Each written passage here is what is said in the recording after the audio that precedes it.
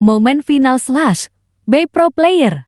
Sa protection yun, protektado sila ni Sanford, ni Ohem. Hindi sila makaharap sa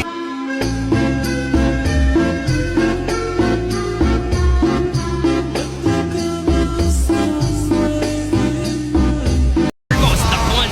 At mukhang delikado yata ang buhay ni Owen, pero nandyan si Black. Hindi pa rin naman sila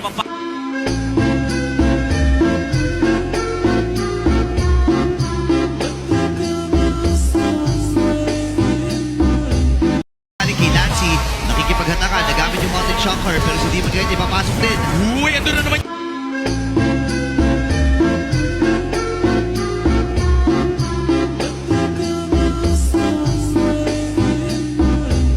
Especially with Ryota now having peace against Final slash na dalawa! Tsaka yung Mountain Shocker na yun. Nagamit yung Mountain Shocker pero Nico naman ang nalitawan dito. Si King Kong!